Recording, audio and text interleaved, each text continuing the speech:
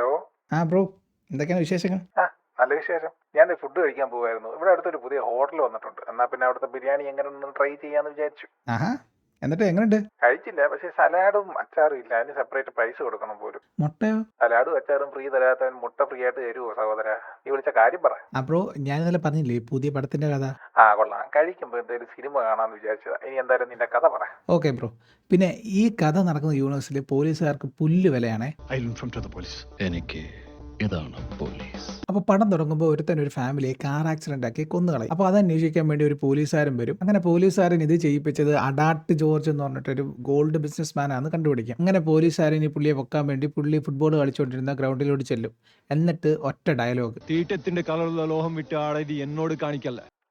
കഴിച്ചുകൊണ്ടിരിക്കുമ്പോഴാണോ ഇമ്മാതിരി തീട്ട ഡയലോഗൊക്കെ? Sorry bro, ഇനി അങ്ങനെ ഒരു ഡയലോഗ് പറയത്തില്ല.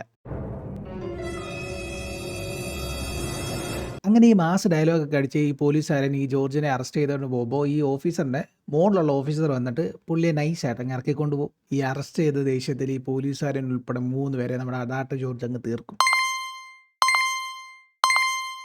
പുള്ളി കുറച്ച് വിഷയമാണല്ലോ. പിന്നെ പുള്ളി ഭയങ്കര ദൈവവിശ്വാസിയാണ്. എപ്പോഴും ഭക്തിഗാനമൊക്കെ പാടിയിട്ടാണ് നടക്കുന്നത്. മരണം വരുമൊരു നാൾ ഓർക്കുക മർത്യാ നീ, സൽകൃത്യങ്ങൾ ചെയ്യുക നീ അലസത കൂടാതെ. പിന്നെ പുള്ളിക്ക് ഇത്രയും കാശുള്ളതിൻ്റെ അഹങ്കാരം ഒന്നും പുള്ളിക്കില്ല. പുള്ളിയെ സാറെന്ന് വിളിക്കുന്ന പുള്ളിക്ക് ഇഷ്ടമേ അല്ല. സാർ, ഞാൻ നിന്നോട് പറഞ്ഞിട്ടില്ലേ എന്നെ സാറേന്ന് വിളിക്കരുത്. കൊള്ളാം, നല്ല പേഴ്സണാലിറ്റി ഉള്ള ഡോൺ. പക്ഷെ അടുത്ത സീനിൽ പെങ്ങളെ കല്യാണം നടത്താൻ കുറച്ച് ഗോൾഡ് മുറിച്ച പണിക്കാരനെ പുള്ളി സൈനൈഡ് കൊടുത്തങ്ങ് കൊല്ലും.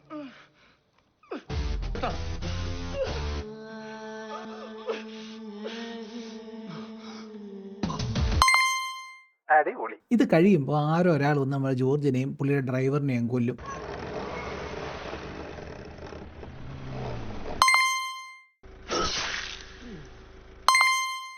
ചേടാ, പടം തുടങ്ങി 10 മിനിറ്റ് ആയില്ല, ഇപ്പൊ തന്നെ ഒരു ലോഡ് ശവം വീണല്ലോ. ഇവിടെ മനുഷ്യന്മാരുടെ ജീവനൊന്നും വിലയൊന്നുമില്ലേ?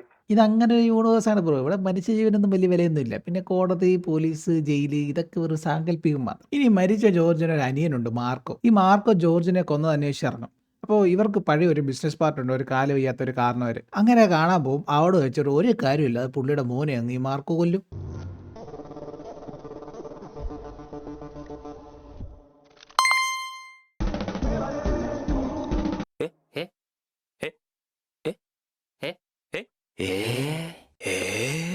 ഇനി ഇവർക്കൊരു മീഡിയേറ്റർ ഉണ്ട്. അപ്പോൾ ഒരു രാത്രി പുള്ളി ഇങ്ങനെ മീഡിയേറ്റ് ചെയ്യുന്നതിനിടയ്ക്ക് ആരോ ഒരാൾ പോയിന്റ് ബ്ലാങ്കിൽ വന്ന് ഷൂട്ട് ചെയ്തിട്ടങ്ങ് പോകും. അടുത്ത കൊല. പക്ഷെ പുള്ളി മരിക്കത്തില്ല. പിന്നെ ഹോസ്പിറ്റലിൽ പോകുന്ന വഴിക്ക് ഈ വെടിവെച്ച് ആരാന്നിട്ട് പുള്ളി പറയത്തുമില്ല. പോയിന്റ് ബ്ലാങ്ക് ഷൂട്ട് ചെയ്തിട്ടും ആള് മരിച്ചില്ലെന്ന് പറയുമ്പോൾ ഈ കില്ലർ എന്തൊരു നിർഗുണനാ. അവിടെ ടെസ്റ്റ് ആ നിർഗുണ കില്ലറാണ് നമ്മുടെ നായകൻ. പിന്നെ പുള്ളി ഒരു ഡോക്ടറാണ്, അതുകൊണ്ട് ഈ സർജിക്കൽ ബ്ലേഡൊക്കെ യൂസ് ചെയ്യാൻ അറിയത്തുള്ളൂ, ഗണ്ണൊന്നും യൂസ് ചെയ്യാൻ അറിയില്ല. എന്നിട്ട് അപ്പോൾ നമ്മുടെ നായകൻ്റെ പേര് മൈക്കിൾ എന്നാണ്. അപ്പോൾ ഈ വെടികൊണ്ട മീഡിയേറ്ററിനെ നേരെ കൊണ്ട് ചെല്ലുന്ന ഈ മൈക്കിൾ ജോലി ചെയ്യുന്ന ഹോസ്പിറ്റലാണ്. അവിടെ വെച്ച് പുള്ളി അങ്ങ് തീർക്കും. അല്ല, ഈ കൊലപാതകത്തിനൊക്കെ ഒരു അവസാനം ഉണ്ടാവൂ? ഈ മൈക്കിൾ എന്തിനാ എല്ലാരും കൊല്ലുന്നേ? അതെന്താന്ന് വെച്ചാൽ ഈ മൈക്കിളിന് ഒരു അനിയത്തി കൊച്ചുണ്ട്. ഈ കൊച്ചാണെങ്കിലും ഒരു കരാട്ടക്കാരിയാണ്. അപ്പോൾ ഒരു ദിവസം ഈ കൊച്ചും ക്ലാസ്മേറ്റ് പയ്യനും കൂടി സ്കൂളിൽ വെച്ച് വന്നടിയാവും. ഈ ചെക്കനാണെങ്കിൽ നമ്മുടെ ജോർജിന്റെ സന്തതിയും. ചെക്കനാണെങ്കിൽ പോലീസുകാരനൊക്കെ ആവണമെന്നാണ് ആഗ്രഹം, പക്ഷെ കയ്യിലൊരു പത്ര ശരിയല്ല. ജെറാഡ് ഗേൾസിനോട് മോശമായിട്ട് പെരുമാറാറുണ്ട്. ഗേൾസിന്റെ കൂടെ മത്സരിക്കണത്ര. മറിയനോടും റിയനോടും മോശമായിട്ട് സംസാരിക്കാറുണ്ട്. അങ്ങനെ ഈ പെങ്കൊച്ചി ഈ ചെക്കനെ എല്ലാവരും മുന്നിലിട്ട് തല്ലിയത് കാരണം ഈ ചെക്കന് നാണക്കേടാവും. അങ്ങനെ പയ്യന് ഈ നാണക്കേട് സഹിക്കാൻ വയ്യാതെ ഈ സ്കൂളിന്റെ മുകളിലത്തെ നിലയിൽ നിന്ന് ചാടി ആത്മഹത്യ ചെയ്യും. ഈ പെങ്കൊച്ചി ഞാൻ കാരണമാണല്ലോ ആ പയ്യൻ ആത്മഹത്യ ചെയ്തതെന്ന് ഓർത്ത് ഡിപ്രസ്ഡ് ആയിട്ടിരിക്കുകയാണ്. ആ നേരത്തെ ജോർജ് ഈ പെങ്കൊച്ചിനെ കാണാൻ വരും.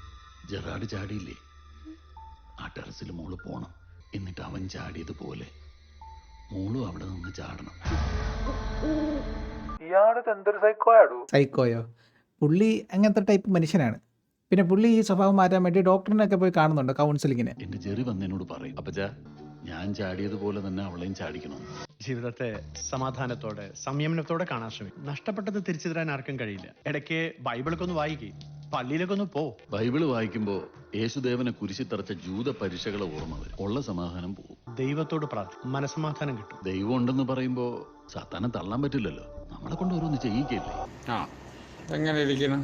എന്നിട്ട് പുള്ളി എന്നും രാത്രി ഒരു കറുത്ത ഷർട്ടൊക്കെ ഇട്ട് ഈ കൊച്ചിന്റെ വീടിന്റെ ഫ്രണ്ടിൽ പോയി നിൽക്കും. എന്നിട്ട് ഈ കൊച്ചു പോകുന്നിടത്തെല്ലാം ഫോളോ ചെയ്യും. വലിയ കാര്യമൊന്നും ഇല്ലെന്നറിയാം, പോലീസിനോട് പറഞ്ഞില്ലേ? പറയുമല്ലോ. അപ്പൊ പോലീസ് പറയും, അതുകൊണ്ട് ആ അങ്കിള് പറയുന്ന മോളങ്ങ് ചെയ്തേരെ. അടിപൊളി. ഞാൻ പറഞ്ഞില്ലേ ബ്രോ, ഇവിടെ പോലീസ് എന്ന് പറഞ്ഞാൽ ലോക കോമഡിയാണ്. അങ്ങനെ ജോർജ് ഇവിടെ അമ്മയെ കൊല്ലും. സ്റ്റെഫാദറിന്റെ കയ്യും കാലും കെട്ടിയിട്ട് സാന്താക്ലാസിന്റെ ഡ്രസ്സ് പിടിപ്പിച്ച് വീടിന്റെ ഫ്രണ്ടിൽ കൊണ്ടുപോയി നിർത്തും. നമ്മുടെ മൈക്കിൾ ആളറിയാതെ അതിന്റെ മാർഷൽ ആർട്സ് മൊത്തം ഈ പുള്ളിയുടെ മേലങ്ങ് പരീക്ഷിക്കും. അവസാനം സഹിക്കാൻ വയ്യാതെ മൈക്കിൾ നേരിട്ട് പോലീസിനെ കാണാൻ ചെല്ലും. അപ്പോൾ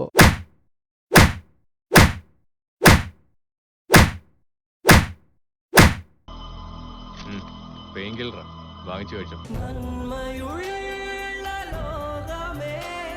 വല്ലാത്ത അവസ്ഥ തന്നെ. പിന്നില്ലേ, ആ ദേഷ്യത്തിന് നമ്മൾ മൈക്കിൾ പോയി ജോർജിന്റെ കാർ അങ്ങ് കത്തിക്കും. കാർ കത്തിച്ചാൽ ജോർജ് വെറുതെ ഇരിക്കുമോ? ജോർജിന്റെ കുറെ ആളുകൾ വന്ന് മൈക്കിളിനെ വീണ്ടും അടിച്ചങ്ങ് നോക്കും. എന്നിട്ട് റെയിൽവേ പാളത്തിൽ കൊണ്ടിടും. ട്രെയിൻ ട്രാക്ക് മാറി ഓടിയതുകൊണ്ട് പുള്ളി ജസ്റ്റ് എസ്കേപ്പ് ആവും. ഇങ്ങനെ നിർത്താതെയുള്ള അടി കാരണമാണ് നമ്മുടെ മൈക്കിള് ജോർജിനെ കൊല്ലുന്നത്. ഒരു മിനിറ്റ്, ഞാനൊരു ലൈം ജ്യൂസ് ഓർഡർ ചെയ്യട്ടെ.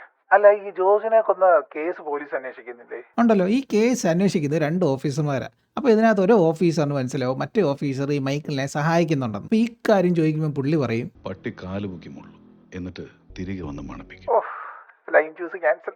ഈ ഓഫീസറും മൈക്കിളും തമ്മിൽ എങ്ങനെ ടൈപ്പായി? അത് പണ്ട് ഈ ഓഫീസറിന്റെ അനിയനെ റാഗ് ചെയ്ത കുറച്ച് സീനിയേഴ്സുമായിട്ട് നമ്മുടെ മൈക്കിളിൽ കോർക്കും. അങ്ങനെ മൈക്കിൾ കേസ് കൊടുക്കാൻ വരുന്നത് പുള്ളിയുടെ സ്റ്റേഷനിൽ. അപ്പോൾ പുള്ളി പറയും കേസ് കൊടുക്കാൻ പറ്റത്തില്ല, വേണമെങ്കിൽ പോയി അടിച്ചോളെ. പോലീസിന് ക്യാമ്പസിൽ കയറാൻ പരിമിതിയുണ്ട്. തിരിച്ചടിക്കാൻ പറ്റൂ. ക്യാമ്പസിലിട്ട് അവരെ തല്ലണം. അതിനുവേണ്ടി എന്താ ചെയ്യേണ്ടതെന്ന് വെച്ചാൽ ചെയ്തുതരാം. അടിപൊളി. ഇങ്ങനെ പോലീസ് സ്റ്റേഷൻ തന്നെയല്ലേ നടത്തുന്നത്? ഗുണ്ടാ സംഗീതമൊന്നും അല്ലല്ലോ.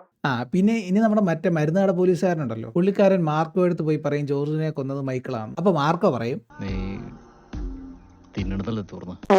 ഓ, നിന്നെ കൊണ്ട് വലിയ ശല്യമായല്ലോ. നീ എന്നെ ബിരിയാണി കഴിപ്പിക്കാൻ സമ്മതിക്കത്തില്ല? സോറി ബ്രോ, ഇത് ലാസ്റ്റ് ഇനി ഇല്ല. അങ്ങനെ മാർക്കോ കുറച്ച് ആൾക്കാരൊക്കെ ഏർപ്പാടാക്കും മൈക്കിളിനെ കൊല്ലാൻ. അങ്ങനെ ഒരു ദിവസം മൈക്കിൾ തന്നെ വണ്ടി സർവീസ് ചെയ്യാൻ കൊണ്ടുപോകുമ്പോൾ അവിടെ കുറെ പേര് വന്ന് മൈക്കിളിനെ അടിക്കാൻ തുടങ്ങും. അപ്പോൾ മൈക്കിളിനെ അനിയത്തി ഫോൺ വിളിക്കും. ഈ തല്ലിന്റെ ഇടയ്ക്കാണോ ഫോൺ എടുക്കുന്നത്? കട്ടാക്കുമായിരിക്കും അല്ലേ? പുള്ളിക്കാരൻ ഒരു കൈ ഫോൺ പിടിച്ചിട്ട് അവിടെ ഭയങ്കര ഫൈറ്റ്.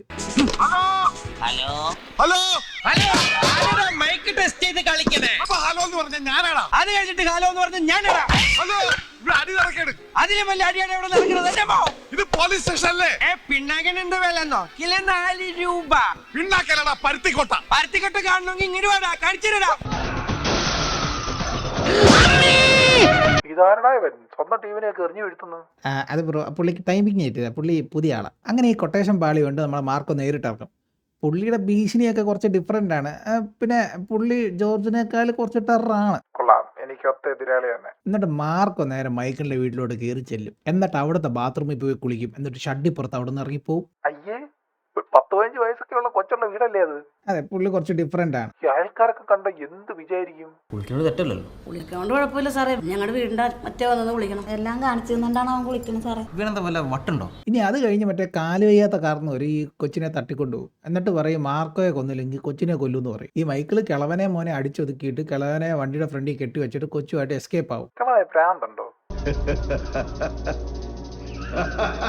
ചെറുതായിട്ട്. ഇനി മറ്റേ മരുന്നാട് പോലീസുകാരനുണ്ടല്ലോ, പുള്ളിയെ മൈക്കിൾ അടിച്ച് കൈയും കാലും ഓടിക്കും. എന്നിട്ട് മരുന്ന് എഴുതി കൊടുക്കും. അതെന്തായാലും നന്നായി. ഒന്നും പറയാതെയായിരുന്നു അടി, പക്ഷെ ഞാൻ നല്ല തെറി പറഞ്ഞിട്ടുണ്ട്. കോമഡി പോലീസാന്ന് പറഞ്ഞപ്പോ ഇത്രയും വിചാരിച്ചില്ല. അങ്ങനെ അനിയത്തി കൊച്ചിനെ ഹോസ്പിറ്റലിൽ അഡ്മിറ്റ് ചെയ്യും. അവിടെ നമ്മുടെ മാർക്കോ കൊച്ചിനെ കാണാൻ വരും. എന്നിട്ട് തീട്ടം പരിശോധിക്കാൻ വന്ന വയറ്റിലുള്ള തീട്ടത്തിന്റെ ബലത്തിലാണ് നമ്മളെല്ലാവരും ജീവിച്ചു പോണേ. ഒരു ദിവസം തൂറ്റൽ പിടിച്ചാൽ തീർന്നു. ഞാനേ ഇത് കഴിക്കുന്നില്ല. നീ ഇത് മൊത്തം പറഞ്ഞു കഴിഞ്ഞിട്ടേ കഴിക്കുന്നുള്ളൂ. ആ മൂടങ്ങ് പോയി. Sorry bro. അങ്ങനെ എല്ലാം കഴിഞ്ഞിട്ട് മാർക്കോയും മൈക്കിളും തമ്മിൽ ഒരു ഹെലിപ്പാഡിന്റെ മേളിൽ ഭയങ്കര അടിയാണ്. അങ്ങനെ അടി കൊണ്ട് മെഴുകി നമ്മുടെ മാർക്കോ രക്ഷിക്കാനൊക്കെ കരയും.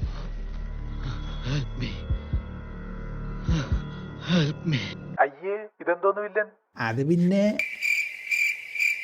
എന്നിട്ട് ആളെ രക്ഷിക്കൂ. പുള്ളി ഹോസ്പിറ്റലൊക്കെ കൊണ്ടെത്തിക്കും, പക്ഷെ ബ്രെയിൻ ഡെഡ് ആവും. പിന്നെ ഇതിന് മുമ്പ് പുള്ളിക്കാരൻ ഈ ഓർഗൻ ഡൊണേഷൻ ഫോം ഒക്കെ ടിക്ക് ചെയ്തിട്ടുണ്ടായിരുന്നു. അതുകൊണ്ട് പുള്ളിയെ മൊത്തത്തിൽ അങ്ങ് ഡൊണേറ്റ് ചെയ്യും. പുള്ളിയെ കുറച്ചുകൂടെ അങ്ങ് ടെററാക്കായിരുന്നു. ഇത് ആ തന്ന മൊത്തം തീട്ടവർത്താനം മാത്രം. അത് പുള്ളിയെ കുറച്ച് മാസ് കൂട്ടിയിട്ട് തീട്ടവർത്താനം കുറച്ചിട്ട് ഞാനൊരു സ്പിൻ ഓഫ് പ്ലാൻ ചെയ്യുന്നുണ്ട്. അത് കൊള്ളാം. അപ്പൊ അതിൽ എന്റെ റോൾ എന്തായിരിക്കും? അതിപ്പോ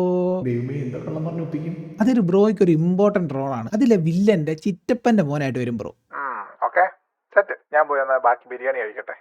ഒരു പപ്പടം കൂടെ ഉണ്ടായിരുന്നെങ്കിൽ പപ്പടത്തിന് 20 രൂപ വേറെ കൊടുക്കേണ്ടി വരും. വേണ്ട, പപ്പടം ഇല്ലാതെ തന്നെ. പിന്നെ പടത്തിന്റെ പേരെന്താ?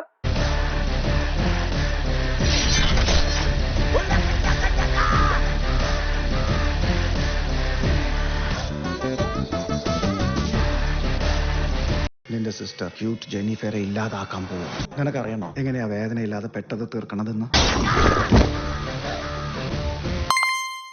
വലിയ വേദന ഇല്ലാതെ തീർക്കുന്നത് ഇങ്ങനെയാണ്.